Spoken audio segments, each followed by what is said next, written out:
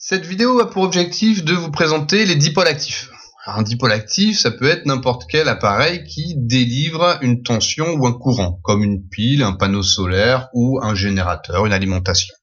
Prenons l'exemple d'une pile 9 volts. Je branche un petit fil sur la borne plus, que j'appelle A, un petit fil sur la borne moins, que j'appelle B, et je branche un voltmètre. Sans grande surprise, je vais mesurer 9 volts à ces bornes. Maintenant, sur A et B, je viens brancher une ampoule à filament. Et puis, je mets un petit interrupteur que je laisse ouvert pour le moment. Rien n'a changé, évidemment, je mesure toujours 9 volts.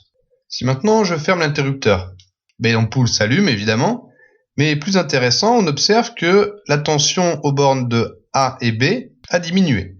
En fermant l'interrupteur, on autorise le courant à circuler dans le circuit. Si je mets 1 ampèremètre donc en série, je suis capable de mesurer le courant qui circule dans le circuit et qui est de 0,208 ampères dans notre cas.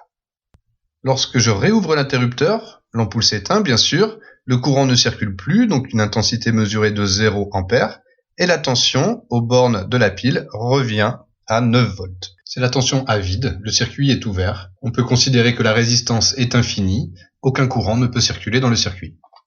Voilà, donc dans cette expérience, j'ai deux mesures, la tension et le courant. Tracer les caractéristiques d'un dipôle actif revient à tracer la tension aux bornes de A et B en fonction du courant qui circule dans le circuit. Dans ce cas précis, à vide, la tension est de 9 volts, le courant est égal à 0, je peux placer un petit point sur le graphe ici. Si je referme le circuit, le courant est maintenant de 0,208 ampères et la tension de 8,32. Je peux donc mettre un nouveau point sur mon graphe qui va se trouver ici à 8,32 pour la tension et 0,2 pour le courant. Maintenant, je rajoute une deuxième ampoule en parallèle de la première. Ce montage appelle plus de courant, l'intensité est maintenant de 0,387 ampères et la tension vaut 7,74 volts. Je rajoute donc un nouveau point sur mon graphe qui correspond à ces mesures. Donc l'idée pour continuer la caractéristique de ce dipôle actif est de continuer à augmenter le courant et mesurer la tension aux bornes de AB. Alors on pourrait continuer comme ça à rajouter des ampoules en parallèle de notre circuit qui demanderaient de plus en plus de courant. En réalité, ces ampoules se comportent comme des résistances que l'on place en parallèle.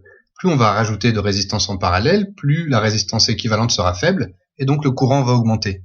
Une manière plus simple d'avoir ce résultat est de placer à la place des ampoules, une résistance variable, que j'appelle ici RC pour résistance de charge. Admettons que je règle la résistance à 10 ohms, je peux mesurer un nouveau couple de valeurs pour les tensions et le courant et rajouter un point sur le graphe. Puis je fais de même pour 5 ohms, 2 ohms, 1 ohm. Et enfin, le cas ultime, c'est 0 ohm où je mets simplement le montage en court-circuit en connectant un simple fil. Dans ce dernier cas, les points A et B se retrouvent au même potentiel, donc la tension aux bornes de A et B est égale à 0 et le courant atteint un maximum qui, dans ce cas, vaut 2,769 ampères qu'on appelle le courant de court-circuit. Vous aurez remarqué que les points sont alignés. On peut considérer donc que cette pile 9 volts est un dipôle actif à caractéristiques linéaires. On peut donc proposer un modèle qui va nous donner la variation de UAB en fonction de I. Cette expression UAB égale E moins RI définit une fonction affine. E est l'ordonnée à l'origine. Il s'agit de la tension à vide, aussi appelée force électromotrice. Et le coefficient moins R correspond à la pente de la droite, exprimée en volts par ampère. Il a donc les dimensions d'une résistance. Ce petit R est appelé la résistance interne du dipôle actif. Elle est responsable de la chute de tension lorsque le courant débité par la pile dans le circuit augmente. Cette pile 9 volts est donc électriquement équivalente à un montage où on aurait un générateur de tension parfait de 9 volts avec en série une petite résistance appelée résistance interne de 3,25 ohms. Ce modèle est appelé le modèle de Thevenin. Il a les mêmes caractéristiques électriques que cette pile de 9 volts. On peut également proposer un schéma équivalent dit de Norton qui aurait les mêmes caractéristiques électriques lui aussi, qui serait composé d'une source de courant parfaite associée à une résistance en parallèle.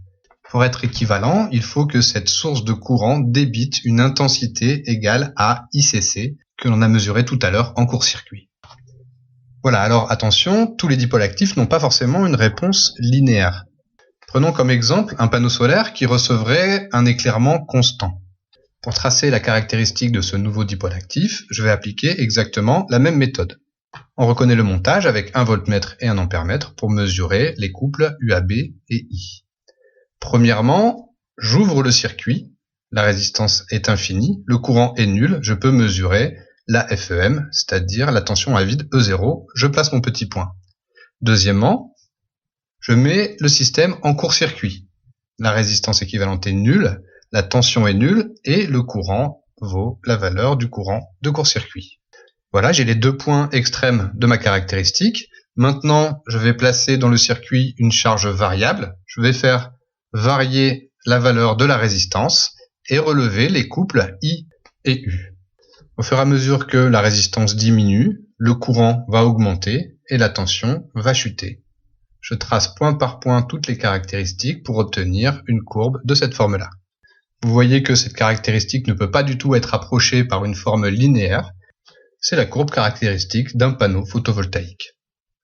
Voilà, et quel que soit le générateur que je veux caractériser, je peux toujours utiliser cette même méthode.